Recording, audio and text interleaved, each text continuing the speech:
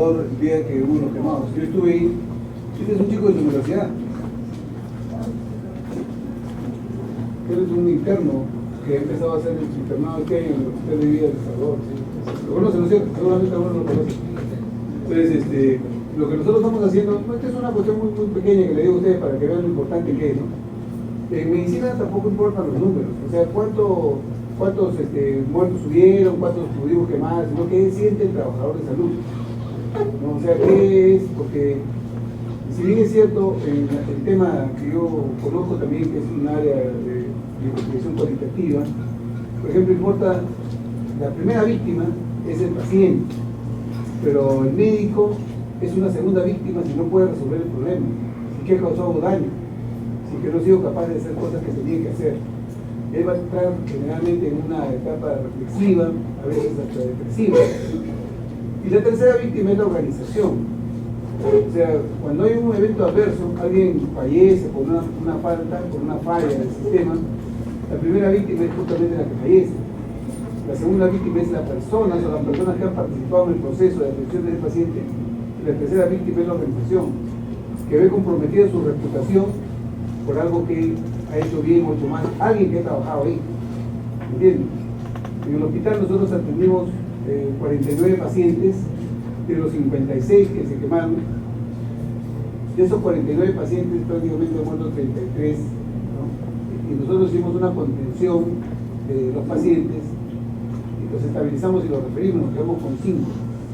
¿Ya? Aquí recibieron 3 pacientes. Aquí en el hospital recibieron 3 pacientes. Y entonces nosotros tenemos un chat de los médicos, y entonces decían, nos felicitamos a los médicos del hospital del niño, de la emergencia, porque han sido unos héroes en la atención de los niños que han venido quemados. Vi El Salvador, ¿cómo decir? Colapsó. Nada más absurdo de hablar de esas cosas cuando uno no estaba ahí. Entonces, como yo estoy ahí, yo entré al chat y puse que la verdad que no ha colapsado, sino ha sido una buena forma de contener el caso de los pacientes. Y ustedes ven, esta es la actuación de él, la forma como nos organizamos. Estas son cosas que... La sistematización es una metodología cualitativa que permite relatar los casos que nosotros estamos viendo. Miren, ahí está cómo se organizó el hospital. Ese es desde el área alta. No se puso... Todas estas son camas. Ustedes pueden ver hasta... No se ve bien acá, pero hasta el personal de limpieza trabajó. Esa es la labor. Esas cosas no se ven, si no se ven cuántos han muerto, cuántos. Entonces, solo tenemos que reflexionar sobre nuestra forma práctica. Es una cuestión muy importante. Bien, dicho esto, vamos a ir a lo que compete. Bien. Entonces, lo que tenemos que hacer es ahora cómo evaluar y clasificar al niño según allí dice el Entonces, aquí un poco vamos a hablar sobre la estrategia y la primera partecita nomás es cómo evaluar los signos de en general. Entonces, ya les he dicho, ¿no es cierto?, esto de qué tipo de atención se brinda, ¿no? Este es un paradigma también, este que saca es un paradigma del estetoscopio, ¿no? ¿Qué pasa? Cuando nosotros estamos frente a un paciente y estamos en etapa de formación, viene uno del grupo y escucha al paciente, ¿no? Dice, oye, tiene crepitantes. A ver. No parece. A ver yo. No son sus crepitantes. A ver yo. No, sí son crepitantes. No, a mí se parece conocido, ¿no? Finalmente, no importa que tomen una placa. O sea, entonces, el estetoscopio es un instrumento que nosotros utilizamos, pero para que su uso sea óptimo, hay que tener pericia clínica, hay que saber utilizarlo, ¿ya? Entonces, hay otros signos que son mucho más sencillos, que tienen alta sensibilidad, especificidad y valor predictivo para una patología, que el estetoscopio. El estetoscopio siempre utilícenlo, pero recuerden, tienen que irse familiarizando con ese instrumento. Tienen que irles, así se compren ustedes un Lidma, si no lo saben usar bien, es un instrumento que no le va a servir mucho, ¿no? Entonces, ya hemos dicho que mucho vemos nosotros una atención orientada al daño, ¿no es cierto? Ya hemos visto esto, solamente hay que preguntarnos si se puede atender de otra manera, ¿no? Entonces, el motivo de consulta, enfocada al motivo de consulta que refieren los padres. Por ejemplo, digo, ¿no? doctor, ¿sabe qué? Vengo, lo tengo mi hijito, ¿por qué lo trae? El señor está sangrando, doctor, está teniendo sangrado. A ver, sí, efectivamente, señor, pásalo, lleva al fondo, ahí está cirugía, le van a hacer un taponamiento. Le hacen el taponamiento, el niño se va a su casa, regresa en la noche con convulsiones, y el tema es que ha tenido una hemorragia a nivel de encéfalo, un sistema nervioso central. Pero ¿cuál fue su diagnóstico? ¿No es cierto? Tenía una púrpura trombocitopénica idiopática, que tenía lesiones de piel que pudieran haberse objetivado y hubiera haberse evitado que llegue hasta eso si es que esta persona que lo atendió no simplemente le preguntaba qué cosa era, qué tenía que hacer, porque estaba atendiendo el daño, no estaba atendiendo al paciente. Si lo hubiera examinado, lo hubiera evaluado y hubiera hecho toda una sistemática de evaluación, probablemente este diagnóstico hubiera sido hecho en el momento oportuno. ¿Ya? Viene otro paciente con dolor abdominal, le hacen todo para una apendicitis, se distiende, le toman una radiografía y sale una neumonía basal. ¿Qué iban a operar? Una neumonía. No, pues, o sea, lo importante es no orientarse al daño, porque las madres dicen, doctor, que me he traído por esto, y las madres tienen una percepción, pero eso no necesariamente es la realidad. Hay que conversar con ellas, hay que tratar de sacar la mejor información y hay que hacer algo sistemático. Entonces, la atención infantil rutinaria, ¿no es cierto?, contribuye a oportunidades perdidas para el diagnóstico precoz y tratamiento, ¿no? Un tema, por ejemplo, de investigación que los recomiendo a ustedes que de repente están buscando temas, es, por ejemplo, ¿cuántas veces ha tenido que venir un niño o ha tenido que ser visto el niño para hacer diagnóstico? Lo vieron en la posta tal, lo vio el médico particular, lo vio acá hasta que llegó la emergencia y hicieron diagnóstico 4 o 5 veces. ¿Por qué? ¿No? Entonces, ese es un elemento importante. No tenemos en consideración las medidas preventivas, la promoción de la salud, tanto de la niñez, de la madre, de la familia, ¿no? Esas son cosas que nos está faltando. Entonces es necesario, como digo, Carlos, dar un nuevo enfoque a la atención del niño. Y para eso nosotros tendríamos que preguntarnos si se puede atender a las niñas y niños de otra manera. No atenderlos según el daño, según lo que nos dice la mamá, sino tener una sistemática de evaluación del niño. ¿Ya? O sea, tener una metodología de trabajo para atenderlo. No atenderlo porque yo he visto a mi profesor que así atiende, y él es un trome, ha publicado muchas cosas, pero probablemente esa persona sea un trome, sea un investigador, sea lo que sea, pero su metodología de trabajo probablemente lo hace así porque él ya ha recorrido mucho y no es lo ideal para una persona que empieza. Entonces usted tiene que enfocarse un poco en decir cómo debo yo empezar a trabajar con mis pacientes, qué sistemática debo de tener, qué metodología debo de utilizar. ¿Ya? Entonces, la pregunta es esta, y yo he dicho que sí, que se puede brindar una atención integral e integrada con un enfoque de derecho y de proceso. Cuando ustedes roten en la práctica, yo voy a hacer un poco más, voy a desagregar más los conceptos. Ya no voy a hablar ahora de qué es la atención integral y qué es la atención integrada. Generalmente uno tiene idea de lo que es la atención integral, pero cuando dice que es la atención integral no tiene ni idea. Entonces, la atención integral siempre que lo escucho, hay que atender al niño integralmente, hay que la atención integral, eso, pero no es siempre lo que se quiere. El enfoque de derecho ya les he dicho, ¿no? Nosotros atendemos a los niños porque ellos tienen derecho. Antes nosotros los médicos, ustedes no lo piensen así, no lo van a hacer así, teníamos un enfoque de beneficencia. Es decir, nosotros creíamos que le hacíamos un favor a los pacientes cuando venían. Por eso que el señor tiene que esperar. Señor, ¿tiene que esperar? ¿Cuánto tiene que esperar? 2 horas, 3 horas. No tengo que hacer. Me toca hoy a ver otro problema. O sea, me iba primero a pagar al banco y regresaba. O sea, ese es un enfoque de beneficencia. Yo creo que estoy haciendo un favor, estoy una beneficencia que ahora no, ahora es el enfoque de derecho. Tengo que atender ahorita de 8 a 12 porque este es el derecho del paciente. No lo puedo suspender su operación después que no ha desayunado durante varias horas un niño y a mí se me da la gana de suspenderla porque sabe que son las 12 y este paciente me va a tomar 2 horas más. No, ya no voy a llegar. Suspende la operación. ¿Se dan cuenta? Todo eso me puede causar a mí problemas porque hay un derecho de los pacientes que lo pueden reclamar y me pueden a mí perjudicar. Por eso hay que tener en cuenta bien cuando hacemos las cosas. Entonces nosotros tenemos que brindar una atención con esas características. Y el enfoque de proceso es algo que también yo lo he aprendido, estoy trabajando en ese tema hace 10 años, porque todo lo que se hace dentro de un hospital son procesos de atención. Cuando uno tiene un proceso, viene a ser un conjunto de actividades articuladas y que benefician al paciente. Entonces yo digo, hago A, B, C, D. No hago C, D, como quiera, no. Hago A, B, C, D. ¿Cómo atendemos a un paciente? ¿Qué es lo primero que a ustedes hacen con un paciente cuando les llega y está frente a ustedes? ¿Qué es lo primero que hacen? Y le hacen, ¿cómo? Le hacen las preguntas, ¿no es cierto? Yo pregunto, señora, buenos días, ¿cómo está usted? ¿Por qué le trae a su niño? ¿Qué edad tiene? Etcétera, etcétera. Preguntas, ¿por qué lo tiene? ¿Y cuántos días tuvo? Etcétera. Preguntar. Entonces el primer paso es que preguntar. Después, ¿qué pasa?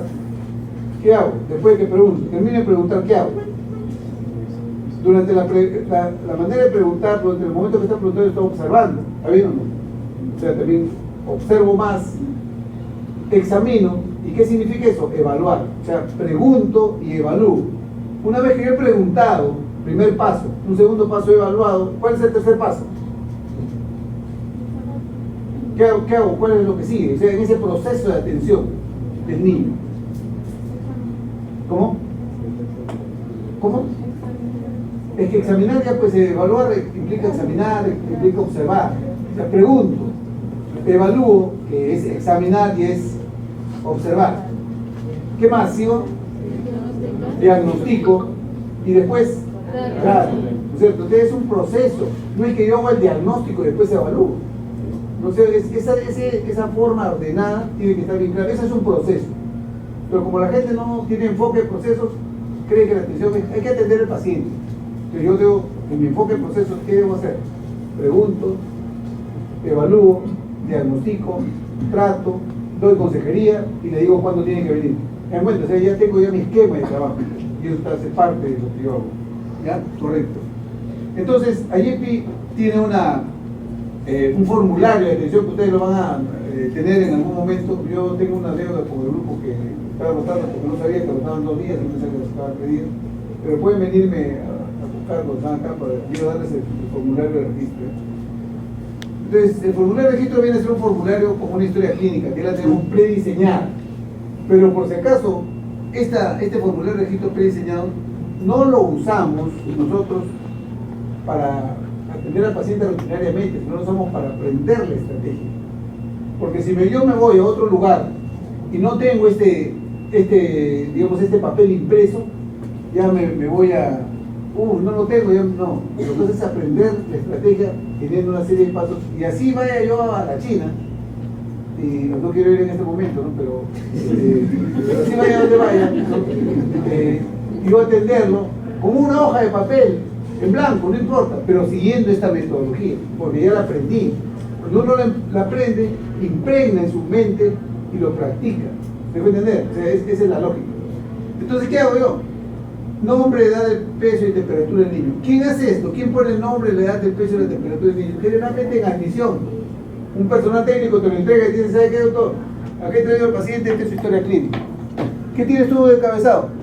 Tienes el nombre del paciente, tienes el peso, tienes su temperatura, tienes su edad, la fecha probablemente. Punto. No tiene nada más.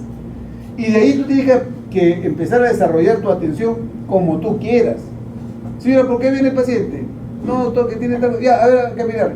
O puedes hacerlo con una secuencia de pasos, que es lo que nosotros estamos planteando. Entonces dice, ¿qué problema tiene su niña, señora? Doctor, ¿sabe qué? Vengo por vómito. Ah, ya, muy bien. ¿Desde cuándo está vomitando? Doctor, está vomitando desde hace 2 horas. ¿Ya? Entonces, ¿él la tomó su desayuno o cómo fue? O sea, le puedo preguntar varias cosas alrededor de eso. ¿Está bien? Le preguntaré también si es una primera consulta o si ya ha venido antes. Entonces ya es una segunda consulta, ¿qué está pasando? ¿No? Pero yo no lo conozco al paciente. Y una de las cosas que tengo que hacer es verificar si hay signos de peligro en general. Esto de aquí es un elemento sumamente importante. ¿Cuál es el verbo en esta oración? Verificar. O sea, tengo que comprobar si tiene estos signos. Estos signos que yo les voy a mostrar han sido ya validados en estudios de campo hace muchos años, en toda la África subsahariana. Acá los hemos validado también con estudios pequeños. Y son 4 signos que yo les voy a ir hablando más adelante. Pero en todo lo demás, debo de seguir preguntándole, señora, sus tiempos están en verde. Los que están en rojo quiere decir que yo tengo que de todas maneras entrar ahí. Ahí no hay nada que me diga que no puede entrar. Tengo que de todas maneras decir si tiene o no tiene signo de peligro. ¿Ya? Pero yo le puedo preguntar a la mamá, señora, ¿su niño tiene tos o dificultad para respirar? Me dice no. Yo no voy a decir, pues, señora, pero ayer que dice que tiene. No, si no tiene, no tiene. Si no tiene, paso, si no tiene diarrea. Si me dice sí, yo voy a entrar a diarrea. ¿Ya? Imaginémonos que entra a diarrea. Me dice sí. ¿Cuáles serían dos preguntas importantes que yo tenga que hacer a una mamá que viene con su niño por diarrea? ¿Cuáles serían las dos preguntas importantes? 6 años. A ver, ¿hace cuánto tiempo? ¿Para qué preguntas, amigo, hace cuánto tiempo? ¿Para qué te sirve esa pregunta? No tiene nada que ver con deshidratación, porque en el caso de cólera, una sola exposición ya se deshidrata. ¿Para qué sirve que tú preguntes hace cuánto tiempo? Si es agudo o si es diarrea persistente. Nosotros no hablamos en pediatría de diarrea crónica, hablamos de diarrea persistente. Es agudo, diarrea menos de 14 días. Más de 14 días es una diarrea persistente. Segunda pregunta importante.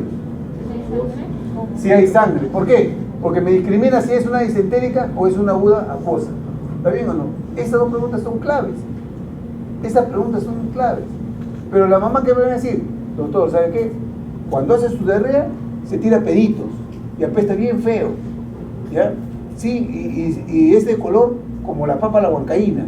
O sea, te va a decir un montón de cosas, pero si tú no sabes preguntar lo que tienes que preguntar, eso te va a atrapar a ti. Entonces, señora, dígame hace cuánto tiempo y si hay sangre. Que te diga después que no sé cuánto, que huele, que se tira peditos. O sea, son cosas que tú le vas a escuchar y puedes anotar lo que tú consideres, pero no puedes olvidarte de preguntar esas dos cosas claves. ¿Estamos? ¿Se dan cuenta cómo uno entra? Entonces, y después de ahí lo que tienes que ver es si es que hay algún signo de deshidratación. ¿Está bien o no? Entonces, acá te va a decir, si tiene fiebre, este es un elemento prácticamente, digamos que ahorita, ¿no? Un niño que tenga fiebre, ¿no? Tenga algunas condiciones, va a depender de dónde estoy yo. Por ejemplo, si yo me voy a hacer mi serum a Piura, aparte de que voy a comer bien, si tiene fiebre, ¿en qué tengo que sospechar? ¿Qué el ASIS de Piura, qué me ha dicho? Que tengo dengue, tengo malaria, no sé, tengo chikungunya, entonces tengo que pensar en eso, ¿se dan cuenta? Como una metaxemia. Es decir, esto lo que les permite es... Y después llego acá. ¿Qué es lo que dice? Verificar si presenta desnutrición, anemia. Yo no le voy a preguntar a la mamá, pues. Si mi niño tiene, señora, ¿su niño está desnutrido? ¿O tiene anemia? No, pues tengo que yo verificarlo. Con el peso, con el examen clínico, ¿no? Pedir si tiene su dosaje de hemoglobina, etc. Verificar su antecedente de vacunación. ¿Dónde lo verifico? ¿Dónde? En el carnet de vacunación. Señora, su carnet de vacunación preste, por favor, yo agarro y verifico. ¿Se dan cuenta? Son cosas verificables, ¿no? Son documentos verificables. Evaluar la alimentación y evaluar otro problema. Este tema de acá es bien importante, evaluar otros problemas, porque nosotros nunca preguntamos eso, y en pediatría debemos preguntar. Señora, dígame, ¿qué otro problema tiene su niño? Doctor, ¿sabe qué? Ya tiene 6 meses y no se sienta bien. ¿Importa o no importa? Por supuesto que sí. Pero si yo no le pregunto, no me lo dice. Si yo solamente me voy al daño, no me lo va a decir tampoco, peor todavía. O de repente me empieza a decir cosas, señora, venga, porque hoy día estamos viendo esta consulta y vamos a ver lo otro en otra consulta. Ya, esas cosas son las cosas que no nos ayudan a trabajar bien. Entonces, los signos de peligro son importantes. ¿Cuáles son estos signos de peligro? El niño no puede lactar o comer. El niño vomita todo. El niño ha tenido convulsiones o está convulsionando en ese momento. Y el niño está letárgico y inconsciente. ¿Ya? Ese es como empieza la experiencia. ¿Qué podemos hacer? Otra idea de investigación. ¿Ya? Validar estos signos. ¿Cómo están? Agarren ustedes niños hospitalizados entre 0 y 5 años y pregunten a la mamá, señora, el día que usted lo trajo acá a la emergencia, no me diga qué tiene, no se acuerda, sino qué tenía su niño. ¿Cómo estaba? Estaba con todo, señorita. ¿Y comía? No, señorita, ya no comía nada, ya. No podía comer nada. Ah, ya. Entonces, ¿tiene signo de peligro? Sí, tiene signo de peligro. Por eso está hospitalizado. ¿No es cierto? ¿Vomita todo? No, esto no, señorita. Ya estaba convulsionando. ¿Cómo son convulsiones? Son las convulsiones. Sacudidas, espasmos, tiene que buscar la palabra, ¿no? Y dormía mucho. Sí, señorita, no se despertaba ni comía. 2 signos de peligro. ¿Se dan cuenta? O sea, es cuestión de que ustedes, de esos 50 pacientes que ustedes han verificado signos de peligro, de esos 50 pacientes, 35 tenían signos de peligro que son compatibles con los signos de peligro de la estrategia. ¿Sirve todavía eso? Sirve todavía. Después de eso hemos trabajado, ya hemos hecho trabajo sobre eso, pero puede volverse a hacer, eso no hay ninguna duda de que cómo hacer. Allá, entonces acá qué cosa es lo que tenía que hacer. Entonces,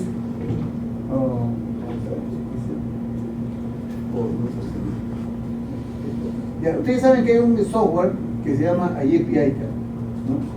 Este software ustedes lo van a rotar, cuando vengan a la rotación que le hacemos el doctor Miguel Dávila de la OPS y quien habla, Carlos Urbano, nosotros empezamos a trabajar con esta metodología, pero necesitamos que tengan ustedes un software, un USB que tenga para poder sacar 4 GB. Este software tiene 4 GB. ¿Ven? Entonces, uno lo que hace es abrir el software, que le vamos a enseñar cómo se va a abrir, y entonces uno le pone como si fuera un alumno nuevo, le va a poner su nombre. En este caso voy a ponerle el nombre de mi hijo, Ernesto Urbano. Entonces yo le pongo Ernesto Urbano como el nombre que ustedes voy a poner. No estudia medicina, por si acaso, porque es el que es más inteligente. Entonces entra ahí al software, y el software lo primero que hace es, uno tiene que entrar por esta parte de acá. Ya vamos a hablar más del software. Lo que interesa a mí es que ustedes vean atención de niños de 2 meses a 5 años de edad. Y vayamos acá a evaluar al niño, evaluar signos de peligro. Entonces, cuando uno evalúa signos de peligro, ¿cuáles son estos signos de peligro que les he dicho? El niño es incapaz de beber o mamar. Yo se lo he puesto en otras palabras, ¿no? Pero ustedes pueden, ¿no? Y eso es lo que tienen que hacer, ¿no? Vomita todo, ha tenido convulsiones en la presente enfermedad o tiene convulsiones ahora y está letárgico y inconsciente. Esto de vomita todo también es importante. No es que vomita, sino vomita todo. Señora, ¿por qué no trae a su niño? Doctor, es que mi hijito está vomitando todo. ¿Cómo es vomita todo? Explique. Doctor, le di leche y vomitó. Al rato le di agua y volvió a vomitar. Yo fui al mercado y regresé y le di otra vez un poco de leche y otra vez ese vomita todo. O sea, no es que vomita una vez, sino vomita. ¿Ya? Ese sí es un signo de peligro. Muy bien, entonces yo voy a ir pasando. La manera de trabajar con este software es ir en la parte de abajo y dice siguiente. O sea, yo voy a ir pasando, ¿no? Siguiente. Estoy en una primera etapa que, como ustedes ven ahí, es la parte de leer. Está remarcado, está un poco más negrito que el resto. Leer, yo estoy leyendo, entonces me habla sobre todo lo de la estrategia, lo leo, ¿no? Leo sobre esto, leo. Ahí hay un video que ustedes tendrían que verlo. Después un formulario de registro, que es lo que nos dice. Este formulario de registro justamente es el encabezado que yo les estoy diciendo, que tiene estas cosas, ¿no? Y algunas lecturas adicionales. Entonces entro a ver, ¿ya? Entonces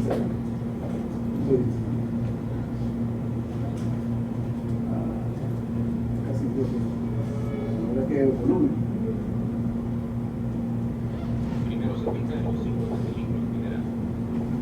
Bueno, primero se fija en signos de peligro en general. Ya, o sea, los signos de peligro indican que tiene un problema grave. Ya, ese es para eso se usa.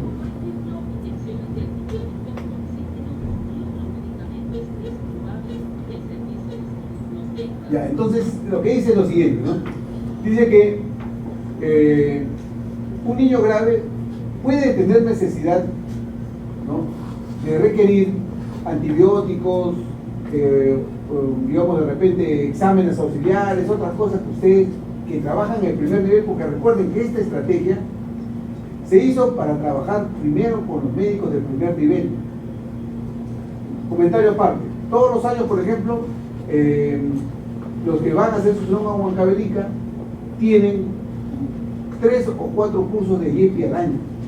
¿Ya? Entonces, todos los erumistas los obligan a hacer esto. Antes, cuando la estrategia estaba mucho más sustentada, tenía más personas que apoyaban esta estrategia. En Cusco, por ejemplo, no dejaban entrar erumistas si no sabían la estrategia IEPI.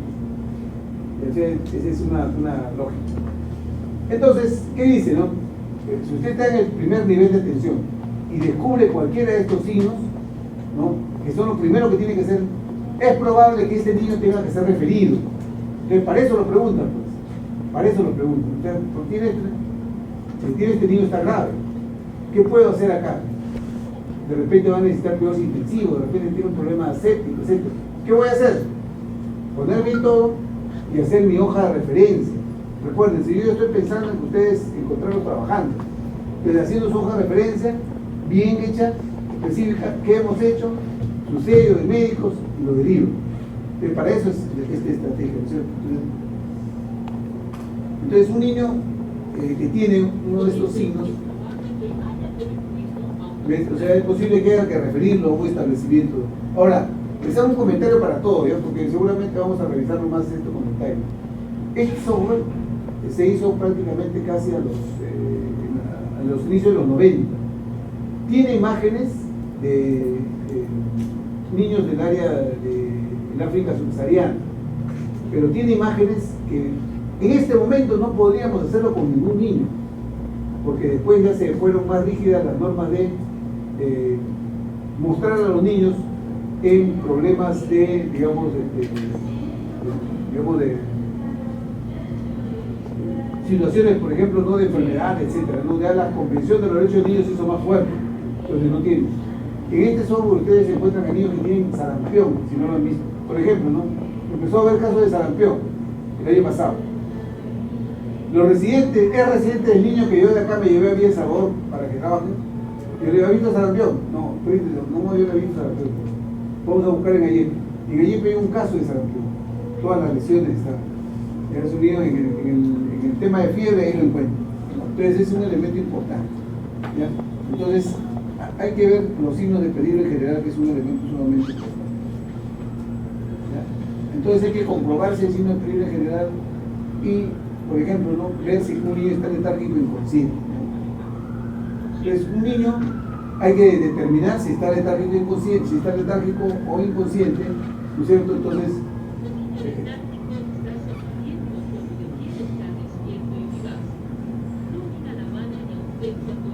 ya, entonces dice, un niño debe estar despierto y vivaz, ¿no?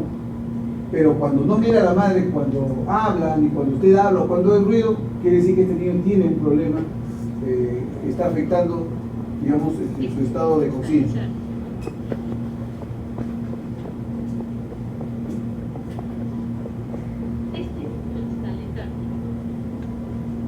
Ya, miren, no se ve bien, tenemos que meter más. Entonces, este niño está letárgico y la manera de poder ver si el niño está letárgico o está inconsciente, hay una diferencia que después vamos a señalarlo, es tratar de que el niño se despierte.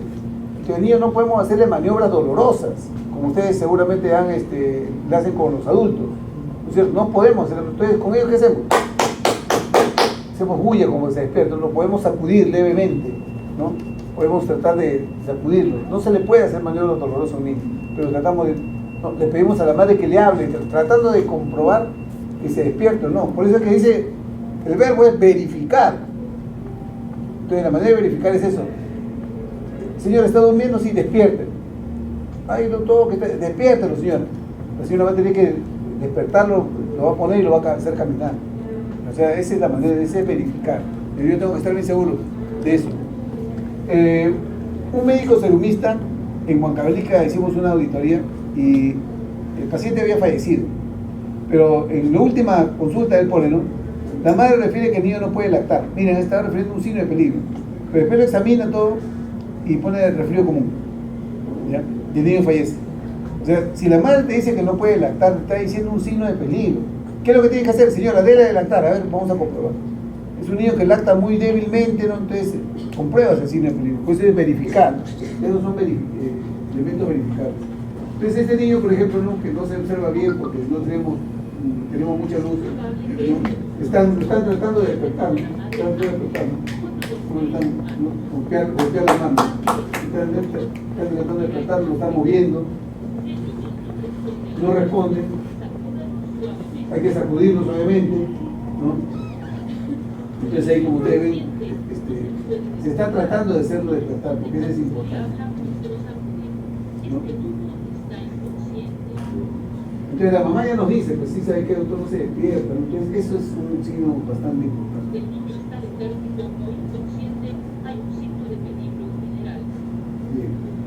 ¿no? Entonces, convulsiones ahí no tiene, pero en la parte de malaria sí se ve un niño convulsionando, ¿no? Entonces, puede tomar el pecho, ¿no?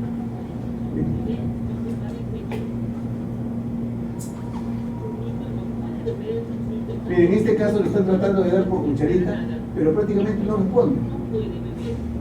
No responde. ¿Me dan cuenta? No responde. Usted está. Le ponen el pecho, tampoco puede succionar.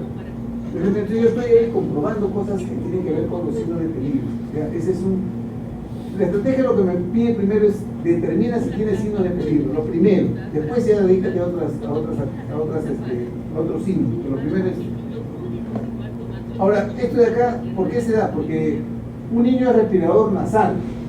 Y si el que tiene congestión nasal y está lactando, va a llegar un momento que le va a faltar aire. Entonces suelta el pecho, toma aire y vuelve nuevamente la carga, ¿no? Pero el niño que tiene un problema de que no puede succionar no va a hacer eso, ¿no? O sea, no puede lactar definitivamente. A ver, ayúdame. Este está un poco mal. Ya, entonces así podemos ir. Si el niño vomita todo, le dan algo como para probar y él inmediatamente lo arroja, ¿no? Vomita todo, trata, pero vomita. Entonces es un niño que está vomitando todo, ¿no? Varias veces. Entonces este es lo que le pide la estrategia para evaluar los signos de peligro. Una vez que nosotros evaluamos los signos de peligro, ¿cierto? Nosotros continuamos. Señora, su niño tiene tos, ¿no? Después que hemos evaluado signos de peligro. Entonces decimos, verificamos signos de peligro. Si no tiene, tenemos que poner no presenta signos de peligro. Lo tenemos que poner en la historia. Quiere decir que nosotros lo hemos evaluado. ¿Ya? ¿Por qué? ¿Qué pasa si ese niño tiene después una complicación? En las auditorías le van a decir, ¿por qué no preguntaron por signos de peligro? Me dejo entender, ¿no es cierto? Entonces, si no ponen nada, no hay evidencia de que ustedes lo hayan preguntado o lo hayan evaluado. ¿Ya? Entonces, si ustedes comprueban que no tiene signos de peligro, no presenta signos de peligro. ¿Qué tiene? Tos, sí, tos hace 2 semanas, etcétera. Entonces, empiezan a desarrollar toda la parte correspondiente. Entonces vamos a avanzar. Entonces miren, ¿eh? Entonces, a ver, en el primer nivel, acá está trabajando algunos de ustedes, este es su centro de salud, ¿ya? Pacientes ambulatorios del primer nivel. ¿Qué es lo que yo hago primero? Verifico los signos de peligro. Después evalúo por los síntomas principales, como por ejemplo tos, diarrea, fiebre, dolor de garganta, etc. Verifico si hay desnutrición y anemia y vacunas. Evalúo si hay otros problemas. ¿Está bien? Ya está. Con todo esto de acá, con todas las preguntas y la evaluación, yo hago una clasificación o un diagnóstico. Y entonces divido en 3 colores. No tiene signos de peligro, simplemente tiene un poco de rinorrea y tos. ¿Qué es? Resfrío común. Caerá en verde, amarillo o rojo. En verde, pero ¿qué va a necesitar? Tratamiento en el hogar. ¿Está bien o no? Entonces yo voy a decir, ¿sabe qué? Este niño no tiene ningún signo de peligro, es un niño con un resfrío común, voy a darle un tratamiento, digamos, sintomático, ¿no? Voy a conversar con la mamá. Tiene este mismo otro niño que ustedes vuelven a evaluar con este de acá. Y resulta que es una diarrea disentérica. Es rojo, amarillo, verde. Una diarrea disentérica, una diarrea con sangre. No, simplemente amarillo, en un tratamiento específico yo le voy a dar furazolidona, porque no voy a mandar uno, los de acá, los rojos, son los que tengo que referir. Si usted refiere a un niño con disentería, van a decir, pucha, ¿de dónde ha salido este médico? No puede ser, tiene que ustedes tomar una decisión. Entonces nosotros en el primer nivel vamos a trabajar fundamentalmente con estos dos. Con estos vamos a estabilizarlo, vamos a referir. Esa es la idea. ¿Me entienden? O sea, yo estoy hablando, vuelvo a repetir, estoy hablando como si estuviera hablando con personas que tienen que irse a trabajar ya. ¿Me entienden? Esta es una estrategia operativa de trabajo. No es una cuestión que saben que hay que hacer esto, que le pido la radiografía y todo. No, acá estamos hablando un poco pisando tierra. ¿Ya? Pero si ustedes hacen un tratamiento específico, ¿no es cierto? En ambos casos, en el resfrío común y en la disentería, voy a enseñar a los padres acerca del tratamiento, de alimentación y cuándo regresar.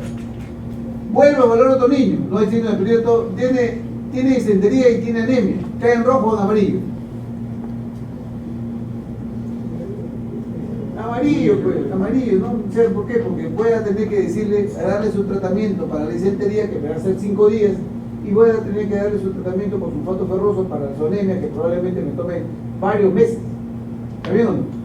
Pero ¿qué cosa tengo que hacer? Enseñar a los padres. O sea, acá es importantísimo esto de acá. Viene otro niño, lo examino, lo evalúo, pero un signo de peligro, lo empiezo a decir, y tiene una tos, y tiene dificultad respiratoria, encuentro que tiene una frecuencia respiratoria de 60 por minutos, tiene tirajes, tiene una ocultación, tiene una disminución del murmullo, digamos, contralateral, ¿no? En el lado derecho, que ocupa todo el pulmón. ¿A dónde lo clasifico? ¿A dónde lo puedo tratar? Puede ser que sea una neumonía complicada. ¿Dónde? Rojo, pues no es cierto. Entonces, la estrategia lo que le dice es, tienes esto, haz esto, para que justamente dé la referencia. Entonces, esto es otro proceso, porque este proceso lo he empezado acá. Después de este proceso ha seguido este proceso de diagnosticar y después este proceso de... Una vez que yo tengo, he seguido con esto de acá. Pero si tengo que pasar a otros procesos son, si yo tengo que hacer estas dos cosas, tengo que integrar al hogar. O sea, el hogar, los padres, los tíos, los cuidadores son los que me van a ayudar al tratamiento. ¿Ya? Ellos son los que yo les voy a aconsejar y les voy a tratar de que cumplan, ¿no? Pero si es que el niño tiene una neumonía grave, ¿no es cierto? Una neumonía complicada, voy a integrar a un segundo y al tercer nivel. Lo mandaré, si yo estoy haciendo Vicelum, por ejemplo, en el centro de salud de Huando, en Huancavelica, yo lo mandaré al hospital de Huancavelica regional. Si es que el hospital regional de Huancavelica no lo pueden resolver, ¿qué cosas hacemos? ¿Qué cosas hacen ahora? Agarran y ¿sabe qué? Piden una teleconsulta. Se hace la teleconsulta. No, ¿sabes qué? Mira, tengo este paciente. Ya, mira, haz esto. Si en 2 días esto no mejora, me vuelve a hacer la teleconsulta. Vuelve a hacer la teleconsulta. ¿Sabes qué? Trae. Entonces no lo refieres para hacer lo que se puede hacer las cosas allá. Eso ayuda a la teleconsulta. O sea, utilizar también instrumentos tecnológicos para poder lograr que fastidien cuando uno está haciendo clases, ¿no? O si no, cuando para beneficio de los pacientes. Ya la teleconsulta ha ayudado muchísimo. O sea, la telesalud ha ayudado muchísimo. Entonces yo digo, no, sí, mándalo, tráelo inmediatamente. Entonces yo cuando digo que traiga inmediatamente, yo en la emergencia que va a traerlo, yo le voy a tener una cama. Yo le voy a conseguir un cupo. ¿Me va a entender? No te lo va a mandar y no hay dónde ponerlo. O sea, todo es algo que está articulado. Eso es lo que quiero que ustedes tengan en consideración. Entonces, yo hago atención integral, para una idea, además voy a explicarme más ampliamente cuando vamos a la práctica. Lo que era atención integral y lo que era atención integrada. ¿Ya? Entonces, esto es todo el proceso. O sea, esto es lo que tenemos que tener en mente. Viene un niño con tos, verifico si tiene signo de peligro, evalúo la tos, ¿no es cierto? Veo si tiene diarrea, si tiene otros problemas, evalúo su estado nutricional, etc. Digo, este es un niño que tiene una neumonía. ¿Todas las neumonías tienen que hospitalizarse? No. Voy a darle tratamiento con amoxicilina. Entonces le doy tratamiento, le voy a enseñar a los padres cómo tienen que darle tratamiento, qué es lo que tienen que ver, y le voy a decir, ¿sabe qué, señora? Usted va a regresar en 2 momentos. Va a regresar inmediatamente si este niño se agita, si ya no puede comer. Entonces toda la consejería, no puede comer, vomita, la temperatura no le baja, tráigalo inmediatamente. Pero va a traerlo a su control en 2 días. ¿Se dan cuenta? Es diferente. Consulta de control, o sea, cuando regrese inmediatamente y cuando a control. Y eso hay que darle a entender bien a los padres. ¿Ya? Su control es a los 2 días, independientemente de lo que pase. Pero inmediatamente debe regresar si presenta estos signos. Y eso tiene que estar escrito. Pues decir, no me dijo cuándo regresar. Y regresa en 5 días y el paciente ya está muy grave. Entonces, todas esas cosas hay que tenerlas en consideración cuando uno atiende en los establecimientos de salud. Entonces de acá, va a ocurrir todo esto, voy a integrar a los padres fundamentalmente en ese sentido. Entonces, por ejemplo, las normas, la guía de práctica clínica del MINSA dicen una neumonía, cómo se tiene en el primer nivel, cómo se tiene en el segundo nivel y cómo se tiene en el tercer. Entonces agarra la guía y eso es lo que le dice. ¿ya? Para nosotros eso no es lo más importante, ¿no? O sea, que como tienes la diarrea, como tienes el cada nivel. Para hacer ustedes, esto es más lógico, ¿no es cierto? ¿Cómo yo voy a atender en el primer nivel, o si necesito pasarlo a un segundo nivel, o si necesito un tercer nivel? Es decir, yo voy a atender por qué atiendo, ¿no es cierto? ¿Por qué patología atenderlo? ¿Cómo debo atenderlo? ¿No es cierto? ¿Y cuándo debo referirlo? Eso es lo que me dice. Y ahí es mucho más coherente de decir, si estás en el primer nivel es esto, si estás en el segundo nivel es esto, si estás en el tercer nivel es esto, ¿no? Si no te da una lógica de manejo mucho más integral. No con algunos participantes en los talleres que hemos hecho, ¿no? Entonces tiene una ventaja ahí porque focaliza la atención del niño como un todo, no solamente como motivo de consulta, o sea, vemos como un todo. Atiende las principales causas de muerte, responde a la demanda de la población, asegura el tratamiento integrado, asegura que sean identificados primero los niños severamente enfermos a través de los signos de peligro y puede adaptarse a la situación epidemiológica local. Entonces hay dos tipos de atención, acá termino. La atención orientada al daño, es decir, viene, ¿por qué viene? Por esto, no es como si los que tienen tos, pónganse acá y saquen la lengua. Y los que tienen diarrea, pónganse acá y tengan su papel a la mano. O sea, más o menos algo así, o sea, no hay coherencia, o sea, ustedes tienen que entenderlo de una manera. Entonces, ¿cuál es la diferencia entre una y otra? ¿Qué diferencia habría? A ver, díganme ustedes, pero no me digan los que ya saben, porque yo he conversado esto bastante con mi grupo. Pero, ¿qué diferencia habría de que yo atienda el daño a que atienda de una manera, digamos, un poco estructurada? ¿Qué diferencia hay entre la atención al daño y la atención integral? ¿Qué diferencia creen que hay? Cuando atiendo el daño, ¿qué atiendo? ¿Ah? No atiendo solamente, no la enfermedad, sino el motivo de consulta, no el síntoma, de eso, ¿no? Entonces me dedico a eso, solamente eso, ¿no? Ese es un problema, yo atiendo solamente eso. Entonces, vamos a avanzarlo un poco, porque todavía de esto de acá tengo que trabajarlo más con ustedes. Pero cuando yo tengo, es muy superficial, es como si yo con alguno de ustedes me encuentre y le pregunte la hora, ¿qué hora tienes? Son las 11, nunca más lo voy a ver, ¿no? ¿Se dan cuenta? Una consulta no puede ser superficial, y eso es lo que determina la superficialidad. O sea, ¿por qué no trae? Porque tiene tos. Ya pues, tiene tos. ¿Cuántos días? Ya, vamos a atender. O sea, eso es muy superficial. No hay empatía. Ya termino, Carlito. No hay empatía, ¿ya? O sea, la empatía no significa que yo me ponga a llorar con el paciente, sino entenderlo, ponerme en sus zapatos y decir, bueno, ¿qué es lo que pasa? ¿No? Conversar, tratar de pedir. No hay empatía. ¿Por qué traes? Es decir, ya bueno, este es su receta y punto, vayas, ¿no? Cuando ustedes se pasen ya, se pongan en el lado de los enfermos, yo he estado 2 veces hospitalizado por problemas traumatológicos, se van a dar cuenta que hay una serie de errores que se dan en los establecimientos de salud, en los cuales nosotros mismos somos víctimas, ¿no? Y por eso tienen que pasarla. Como dicen, no la vas a sentir hasta cuando la pases. Cuando la pasas, ahí te das cuenta. O cuando coge algún familiar, tu padre, tu hijo, ahí te das cuenta de que hay unas cosas que no te mejorar.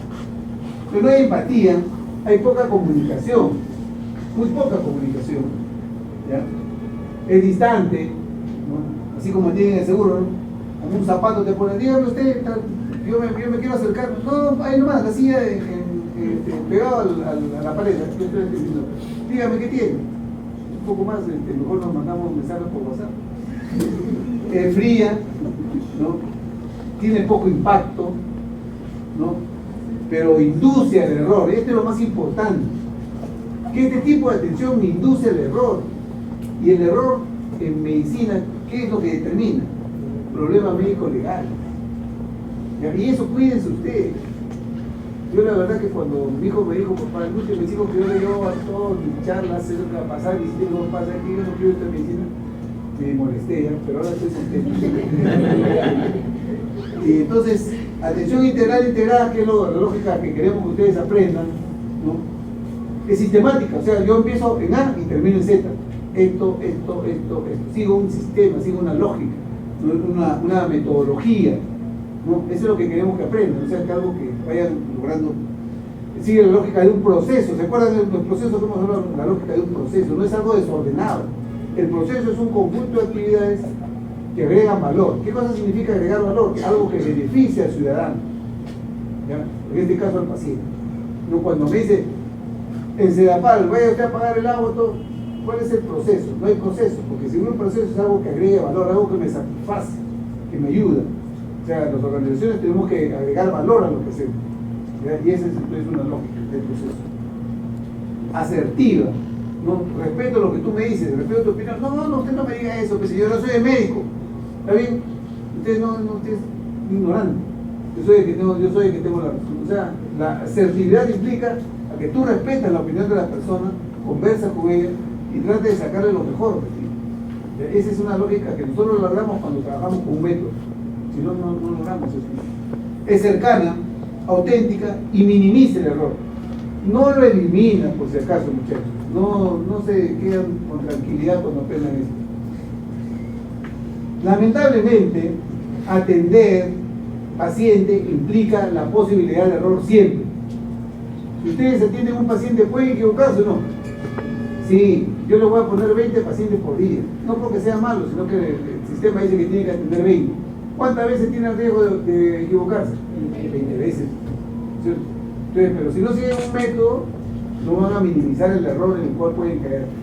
El error en medicina es bastante frecuente, es ocultado inclusive, ¿no? La gente que comete un error, digamos, se siente mal, no lo hace evidente, no se visualiza el error, no se aprende el error, se sigue cometiendo. Es toda una cultura que hay que desarrollar. Y eso es muy importante, esa cultura. ¿Por qué? Porque la Contraloría está ahora pues sobre nosotros. ¿No? ¿Qué nos dice? Pues no dice que los derechos, la ley establece los derechos de las personas usuarias de los servicios de salud, que dicen ser atendida por profesionales de la salud que estén debidamente capacitados, certificados y recertificados, de acuerdo con el avance científico, etc., ¿no? Y que no hayan sido sancionados o inhabilitados. Si una vez tienen sanción o inhabilitación, no van a conseguir chamba, ya con seguridad. Viene gente de ICA a trabajar al Hospital de Emergencia Villa El Salvador, no conocíamos sus antecedentes, pero el otro médico le dice, porque también quiere la plaza, ¿no? ¿Sabes qué? Te ha sido inhabilitado. Entonces, se revisa y sí, chao. O sea, así de sencillo es la competencia, pero también así de sencillo es trabajar con honestidad para hacer las cosas bien. ¿Ya? Su salud está todos los días con nosotros, está detrás de nosotros, detrás de las auditorías y todo. Hay una junta de usuarios que se armó desde el 2016, que están ahí dando vueltas con que trabajen o no trabajen bien, etc. Y todavía su salud dice que como su proceso de sanción, su proceso administrativo sancionador está certificado como una ISO 9001, no tiene escapatoria. O sea, está hecho bien para pegar.